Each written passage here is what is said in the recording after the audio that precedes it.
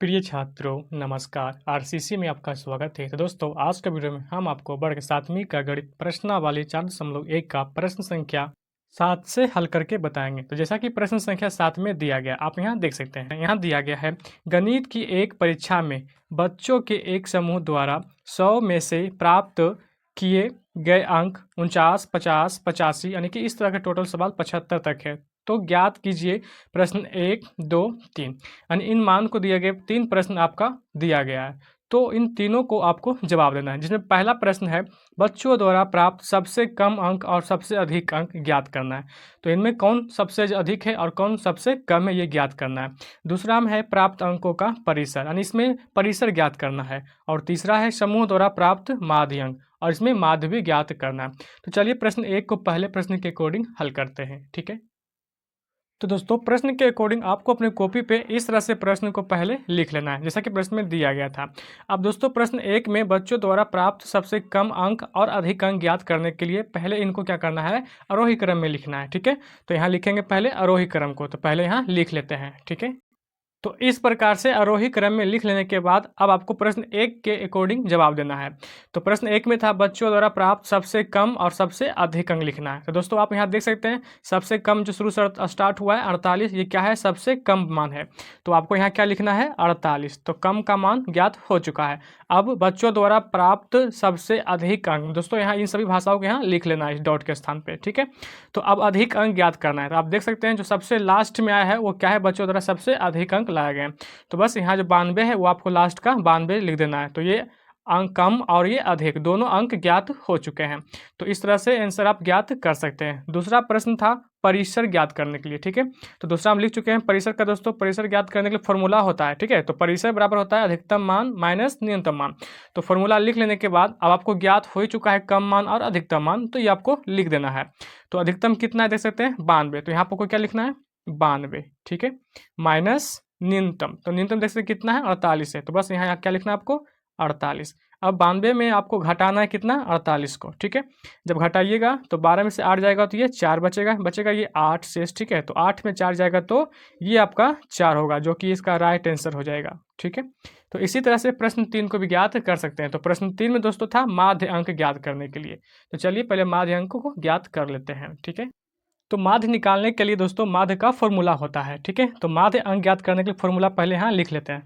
तो फॉर्मूला होता है दोस्तों सभी प्रश्नों का योग बटे प्रश्नों की संख्या, जो कि यहाँ लिख लेते हैं, ठीक है। दोस्तों माध्य अंक ज्ञात करने के लिए ये होता है माध्य का फॉर्मूला। तो यहाँ आप देख सकते हैं पुनः सभी प्रश्नों का योग बटे प्रश्नों की संख्या। अब हमें यहाँ पे क्या करना है, तो दोस्तों सभी प्रश्नों का योग को मान कौन देना है, मतलब क्या लिखना है। तो आप देख सकते हैं जैसा कि प्रश्न में दिया गया था, ठीक है। तो इस सूत्र में आपको बस इसी को क्या करना है, योग के रूप में सभी को लिख देना है, ठीक है। तो दोस्तों आपको लिख लेना है, बस हम क्या करते हैं इन सभी को बारी से जोड़ करके डायरेक्ट यहाँ लिख लेते हैं, ठीक है। तो ये चीज़ को आपको जोड़ लेना है। तो सभी प्रश्नों का योग के लिए सभी को जोड़ लीजिएगा, ठीक है। तो इन सभी को जोड़िएगा, इसका राइट आंसर आ जाएगा 639, ठीक है। उसके बाद बटे में था प्रश्नों का संख्या। तो अब ये संख्या गिन लेना है कि इसमें टोटल कितना संख्या है, ठीक है। तो गिन लीजिए 1 2 3 4 5 6 7 8 9 संख्या है। तो अब क्या करना है, इसमें जो जितना जोड़ कर आएगा उसमें भाग दे देना है टोटल ये 9 संख्या से, ठीक है। आशा करता हूँ दोस्तों कि आप ये समझ पा रहे हैं, ठीक है। तो यहाँ आपको लिखना है जोड़ करके टोटल, ठीक है। तो 639 आ जाएगा, उन सभी को जोड़ेंगे और टोटल संख्या कितना था 9 था। अब दोस्तों इसे 9 से भागा दे देना है। तो 9 से भाग दीजिएगा 639 में, तो पूरा पूरी यानी कि 71 बार में पूरा पूरी कट जाएगा। तो इसका राइट आंसर आ जाएगा कितना 71 आ जाएगा, ठीक है। तो इस तरह से प्रश्न 7 भी आप समझ गए हैं, ठीक है। इसी तरह से नेक्स्ट प्रश्न को हल करेंगे। तो आप यहाँ देख सकते हैं जैसा कि प्रश्न 8 में दिया गया है, एक नगर में किसी विशेष सप्ताह के 7 दिनों में हुई वर्षा मिलीमीटर में निम्नलिखित रूप में से अंकित है। यहाँ देख सकते हैं इस सारणी में, ठीक है, जो कि दिन वर्षों में दिया गया है। रविवार में देख सकते हैं सोमवार, मंगलवार, बुधवार, बृहस्पतिवार, शुक्रवार और शनिवार, ये सभी में मान दिए रहे, ठीक है। तो आप यहाँ देख सकते हैं कि उपरोक्त आंकड़ों से 1 2 3 प्रश्न को आंसर ज्ञात करना है, जो कि पहला प्रश्न में है वर्षा का परिसर ज्ञात कीजिए, ठीक है। तो परिसर दोस्तों आप ज्ञात करने पिछले के क्वेश्चन में सीख चुके हैं। तो यहाँ भी इन सभी का क्या करना है, परिसर ज्ञात कर लेना है। ठीक है, तो परिसर निकालने का विधि तो आपको पता है, चलिए परिसर पहले ज्ञात कर लेते हैं। ठीक है, उसके बाद 2-3 को हल करेंगे। तो दोस्तों प्रश्न के अकॉर्डिंग आपको अपने कॉपी पे इस तरह से सारणी के साथ क्वेश्चन को पहले उतार लेना है। तो अब आपको ज्ञात करना है प्रश्न 1, जो कि इसमें परिसर निकालना था, तो हमने यहाँ पे फॉर्मूला पहले ही लिख रखा है। ठीक है, परिसर निकालने के लिए फॉर्मूला दोस्तों होता है, आपको बार बार बताया जा रहा है, परीक्षणों का अधिकतम अंक माइनस न्यूनतम अंक। ठीक है, इस तरह से फॉर्मूला लिख सकते हैं, या आप परीक्षणों का अधिकतम मान या न्यूनतम मान भी लिख सकते हैं। ठीक है, तो पहले अधिकतम मान ज्ञात करना है। तो आपको इस सारणी में देखना है कि अधिकतम मान इसमें सारणी में जो है किस दिन आया है वर्षा का। ठीक है, तो देख सकते हैं इन सभी में जो है मान दिए गए हैं। तो सबसे अधिक वर्षा किसमें हो रहा है, मंगलवार को देख सकते हैं, जो कि अधिकतम मान ये कितना है, 20 है। और इसके अनुसार से यानी कि न्यूनतम अंक कितना हो जाएंगे, तो देख सकते हैं आप इसमें कितना दिया गया है, 0.0। ठीक है, और यहाँ भी दिया गया है, तो आप 0.0 से भी कम अंक नहीं हो सकते हैं। ठीक है, तो चलिए इसे लिख लेते हैं। तो प्रश्नों का अधिकतम अंक में हो जाएंगे 20.5, तो आपको लिखना है 20.5। ठीक है, माइनस न्यूनतम मान में हो जाएंगे 0.0। अब इसमें इतना घटाइएगा, तो 0 से 0 में इतना घटाइएगा बड़ी संख्या में, यानी कि 20.5 में 0 से, तो आंसर क्या आएगा, इतना ही आएगा, मतलब समान ही आएगा। तो अब आपको यहाँ लिख लेना है 20.5, जो कि इसका राइट आंसर होगा, यानी कि परिसर होगा। प्रश्न 2 में है, सप्ताह की माध्य वर्षा निकालिए। अब यहाँ पे आपको क्या करना है, इनमें से भी आपको क्या करना है, प्रश्न 2 में माध्य निकालना है। तो चलिए पहले इन्हें माध्य निकाल लेते हैं। तो दोस्तों माध्य निकालने के लिए आप नियम को पहले जानते ही हैं, पहले पिछले क्वेश्चन को भी आप समझ चुके हैं, और वहाँ आप समझ गए हैं कि माध्य कैसे निकाला जाता है। तो चलिए डायरेक्ट यहाँ पे क्या करते हैं, माध्य का फॉर्मूला लगाकर इसे ज्ञात कर लेते हैं। ठीक है, तो प्रश्न 2 में आपको क्या करना है, एक सप्ताह में हुई कुल वर्षा पहले लिख लेना है। दोस्तों सप्ताह में देख सकते हैं वर्षा जो हुआ है, सभी को आपको क्या करना है, माध्य निकालने के लिए इन सभी को पहले जोड़ लेना है। ठीक है, तो आप देख सकते हैं यहाँ पे क्या किया, सभी को जोड़ के रूप में लिख लिया है। अब आपको यहाँ लिखना है माध्य का फॉर्मूला। ठीक है, तो दोस्तों माध्य का फॉर्मूला क्या होता है, ये आपको पहले ही पता है, तो आपको माध्य का फॉर्मूला यहाँ लिखना है। ठीक है, सभी परीक्षणों का योग बटे सभी परीक्षणों की संख्या, इस तरह से आपको फॉर्मूला यहाँ लिख लेना है। तो पहले दोस्तों फॉर्मूला को लिख लेते हैं। ठीक है, तो इस तरह से लिख लेने के बाद, ठीक है, अब यहाँ सभी का योगफल लिखना है। दोस्तों इन सभी को जोड़िएगा तो इसका राइट आंसर आ जाएगा 41। ठीक है, तो यहाँ लिखना है 41.3 आएगा। ठीक है, उसके बाद अब यहाँ देख सकते हैं सभी प्रश्नों की संख्या। अब यहाँ कितना टोटल संख्या दिए गए हैं, तो दोस्तों सप्ताह में यानी कि 7 दिन होता है। ठीक है, तो आपको यहाँ की करना है, बट्टे में इसके मान अब 7 देना है।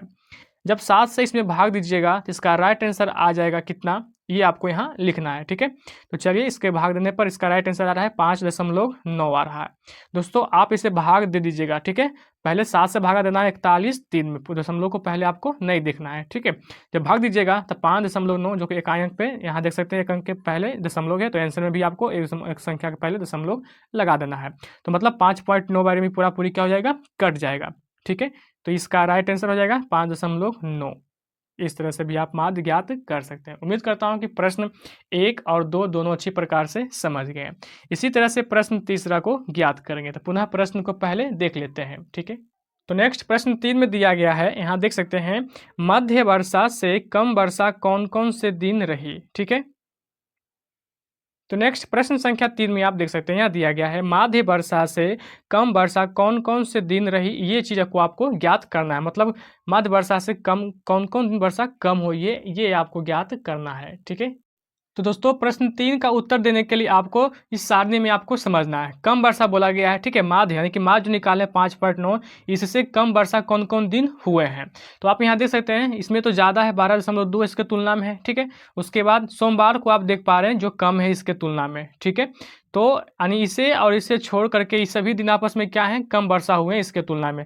तो प्रश्न 3 के अकॉर्डिंग राइट आंसर उसका हो जाएगा सोमवार। ठीक है, सोमवार कम हुआ, इसलिए लिखना है आंसर में आपको डायरेक्ट सोमवार। ठीक है, उसके बाद बुध, उसके बाद बृहस्पति। ठीक है, उसके बाद शुक्र और ये शनि होंगे प्रश्न 3 का राइट आंसर। एक बार पुनः बताते हैं दोस्तों, आपको 3 में आंसर लिखना है सोमवार, ठीक है, बुधवार, बृहस्पतिवार, शुक्रवार और शनिवार। बस आपको ये भाषा को लिखना है जो कि कम वर्षा उस दिन हुआ है।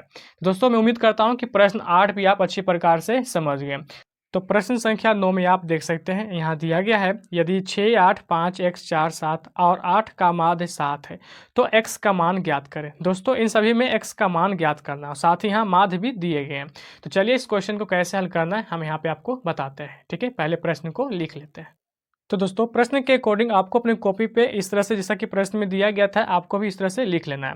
अब यहाँ माध्य निकालना था इसका, ठीक है। तो दोस्तों माध्य निकालने का फॉर्मूला होता है, पहले फॉर्मूला आपको यहाँ लिखना है। तो लिख लेते हैं फॉर्मूला, ठीक है। यहाँ होता है माध्य का फॉर्मूला सभी प्रश्नों का योग, जो कि यहाँ लिखना पड़ेगा, ठीक है। तो लिख लेते हैं सभी प्रश्नों, ठीक है, इस तरह से लिखना है का योग, ठीक है, बटे सभी प्रश्नों की संख्या। तो यहाँ भी लिख लेना है सभी प्रश्नों की संख्या, ठीक है। दोस्तों माध्य का मान दिया था, ठीक है। तो चलिए माध्य का मान 7 दिया था, तो यहाँ लिख लेते हैं माध्य का मान 7, ठीक है। इसके बाद सभी प्रश्नों का योग कितना हुआ, तो ये सभी को आपको क्या करना है, जोड़ करके यहाँ इसके स्थान पे लिख देना है, ठीक है। तो चलिए इसे क्या करते हैं, यहाँ पे सभी जोड़ के रूप में लिख लेते हैं। तो 6 + 8 + 5, ठीक है, प्लस x + 4 + 7 + 8, इसे जोड़ के रूप में लिख लेना है। या आप इसे जोड़कर डायरेक्ट इस मान को भी आप यहाँ लिख सकते थे, ठीक है। तो चलिए हम जोड़ के रूप में यहाँ पे लिख रखा है, ठीक है। उसके बाद बटे है, तो बटे का निशान इस तरह से लगा देना है, ठीक है। उसके बाद सभी प्रश्नों की संख्या है, तो इसमें टोटल कितने संख्या ये देखना है। तो 1 2 3 4 5 6 7 संख्या टोटल है, तो यहाँ आपको क्या करना है, 7 से भाग कर देना है, ठीक है। अब आपको यहाँ पे क्या करना है, आगे बराबर का निशान लगाना है। दोस्तों ये क्या है, भागा में मान है, ठीक है। इसे क्या करते हैं, पक्षांतर करेंगे। तो भागा का मान जब पक्षांतर होता है तो गुने में आ जाता है। तो 7 × 7 कर देंगे तो कितना हो जाएगा, 49। तो यहाँ आपको लिखना है 49, और ये सभी को जोड़ करके लिखेंगे। दोस्तों यहाँ पहले ही जोड़ के लिख रखा है, ठीक है। तो बस आपको यहाँ लिख लेना है 38 + x, ठीक है। अब आप यहाँ देख सकते हैं दोस्तों, अब यहाँ क्या करना है, यहाँ x है और ये 38 है, तो हमें x को कॉमन कर लेना है, ठीक है। तो यहाँ पे हो जाएगा टोटल, समझ सकते हैं 49, यानी कि x कॉमन करेंगे तो 49 माइनस का 38, ठीक है। जब 49 में 38 घटाइएगा तो इसका राइट आंसर आ जाएगा 11। तो इस तरह से आप इसका आंसर ज्ञात कर सकते हैं। उम्मीद करता हूं कि प्रश्न संख्या 9 भी आप अच्छी प्रकार से सीख चुके हैं, ठीक है। तो इसी तरह से प्रश्न 10 को हल करेंगे। नेक्स्ट प्रश्न संख्या 10 में आप देख सकते हैं, यहाँ दिया गया है यदि 10 संख्याओं का माध्य 20 है। दोस्तों यहाँ 10 संख्याओं का माध्य दे रखा है, यानी माध्य बराबर 20 दे रखा है, तो प्रत्येक संख्या से 2 घटाने पर नया माध्य क्या होगा। अब आपको इन माध्य के अलावा दूसरा का यानी कि नया माध्य निकालना है, तो कैसे ज्ञात करना है। तो चलिए इस प्रश्न के अकॉर्डिंग ज्ञात करने का प्रयास करते हैं कि कैसे इन सभी का नया माध्य निकालेंगे, ठीक है। तो दोस्तों प्रश्न के अकॉर्डिंग आपको अपने कॉपी पे इस तरह से पहले प्रश्न को लिख लेना है, जैसा कि बताया गया था संख्याओं का माध्य 20 है, ठीक है। उसके बाद कुल संख्याओं का योग 10 × 20 करिएगा तो टोटल संख्या निकल जाएगा कितना, 200। अब आपको आगे नेक्स्ट बताया गया था प्रत्येक संख्या में से 2 घटाने पर क्या होगा। तो पहले यहाँ लिख लेते हैं प्रत्येक संख्या में 2 घटाने पर, ठीक है। तो पहले यहाँ लिख लेते हैं। तो इस तरह से लिख लेने के बाद अब आपको कुल संख्या घट कितना हो गया, टोटल 200 हो गया। तो इसी में से प्रत्येक संख्या में से 2 घटाने के लिए आपको लिखना है क्या, 200। तो ये 200 में आपको घटाना है, ठीक है। 200 में घटाना है कितना, 10 × 2, प्रत्येक संख्या करना है। 2 घटाने के लिए हमें क्या करना है, 10 में गुना करके कर देना है, ठीक है, दुगुना गुना करना है। तो अब आपको यहाँ से ज्ञात करना है, तो लिखना है क्या, पहले 200 और इसको गुना करके लिखेंगे यहाँ पे, तो हो जाएगा कितना दोस्तों, 20 हो जाएगा। जब 200 में 20 घटाइएगा तो इसका आंसर आ जाएगा कितना, 180 आ जाएगा। अब आपको इसका क्या करना है, माध्य निकालना है, ठीक है, यानी कि एक नया माध्य निकालना है। पहले तो प्रश्न में दिया गया था संख्याओं का माध्य 20 था, तो अब ये माध्य आपको नहीं लिखना है, एक नया माध्य निकालने कहा गया था। तो इसीलिए यहाँ लिखेंगे अब क्या, माध्य बराबर, ठीक है। तो माध्य का फॉर्मूला तो आपको पहले से ही पता है। यहाँ क्या होता है, माध्य का फॉर्मूला सभी प्रश्नों का योग बटे सभी प्रश्नों की संख्या। तो दोस्तों यहाँ पे सभी प्रश्नों का योग निकल चुका है 180, और यहाँ पे जो था टोटल मान दिए गए थे 10, ठीक है, संख्याओं का योग, तो उसी से भागा करना है। तो पहले यहाँ फॉर्मूला लिख लेते हैं, ठीक है। तो इस तरह से फॉर्मूला लिख लेना है। अब सभी प्रश्नों का योग कितना है निकलकर 180, तो क्या करना है, 180 यहाँ लिखना है। और यहाँ सभी प्रश्नों की संख्या दिया गया था कितना, 10, तो आपको क्या करना है, 10 को लिख लेना है। अब 10 से भागा 180 कीजिएगा तो 1 0 से 1 0 कैंसिल, तो बचेगा 1 भागा 18, जो कि इसका राइट आंसर आ जाएगा 18, ठीक है। तो आप नया माध्य निकालना भी सीख चुके हैं, ठीक है। उम्मीद करता हूँ कि प्रश्न 10 में भी आपको थोड़ा सा भी कठिनाई नहीं होगी, ठीक है। तो इसी तरह से प्रश्न संख्या 11 को हल करेंगे। तो जैसा कि प्रश्न संख्या 11 में देख सकते हैं, यहाँ दिया गया है 5 संख्याओं का माध्य 16 है। अब दोस्तों यहाँ पे इसी तरह से दिया गया है जैसा कि प्रश्न संख्या 10 में था, 10 संख्याओं का माध्य यहाँ 20 था, तो 11 में है 5 संख्याओं का माध्य 16 है, ठीक है। यदि इस समूह में एक संख्या और मिलाई जाए, मतलब इसमें एक और जोड़ी जाए, मिलाया जाए या जोड़ी जाए, तो मिला दिया गया, हम बोला गया है मिलाए जाए, ठीक है। तो आपको समझना है। उसके बाद कहा गया तो छोर संख्याओं का माध्य 21 हो जाता है, मतलब अब 16 में इसमें छोर संख्या और मिला जाता है तो माध्य कितना हो जाता है, 21 हो जाता है। तो छठी संख्या का मान क्या होगा, मतलब ये आपको ज्ञात करना है। तो दोस्तों यहाँ भी आपको क्या करना है, छठी संख्या का मान ही ज्ञात करना है, यानी कि पहली माद से दूसरी माद छू मिलाने पर क्या होगा, तो यहाँ 21 दिया गया है तो छठी संख्या मान निकालना है। तो काफ़ी आसान है दोस्तों निकालना। चलिए पहले प्रश्न को लिख लेते हैं, ठीक है। तो दोस्तों प्रश्न 11 के अकॉर्डिंग कॉपी पे आपको इस तरह से पहले लिख लेना है जैसा कि प्रश्न में दिया गया था, ठीक है। 5 संख्याओं का माध्य 16 था। अब दोस्तों 5 संख्याओं का माध्य दिया गया है तो यहाँ पहले आपको हल करने के लिए, आपको आंसर ज्ञात करने के लिए पहले लिखना पड़ेगा कुल संख्याओं का योग, तभी तो आप अगली संख्या को माध्य निकाल सकते हैं, ठीक है। तो पहले यहाँ लिख लेते हैं कुल संख्याओं का योग, ठीक है। दोस्तों इस तरह से कुल संख्याओं का योग आपको निकाल लेना है। अब दोस्तों आप ये सोच रहे होंगे कि 16 गुना 5 हमने यहाँ से कैसे लाया और ये 80 भी कैसे हो चुका है। तो दोस्तों इसी चीज़ को आपको समझना है। यहाँ बताया गया था 5 संख्याओं का माध्य 16 है, तो दोस्तों ये चीज़ को आपको समझना है। 16 गुने 5 हमने इसी तरह से लिखा है, ये 5 संख्याओं का माध्य है, तो कुल संख्या इसका हो जाएगा 16 गुने 5 करेंगे तो कितना हो जाएगा कुल संख्या 80। तो ये चीज़ को भी आप समझ चुके हैं। दोस्तों आगे बताया गया था इसी संख्या में कितना छो और मिला दिया जाता है, ठीक है। तो मिला दिया जाता है तो उसका माध्य कितना हो गया था, 21 हो गया था, ठीक है। चलिए पुनः प्रश्न को पहले देख लेते हैं, ठीक है।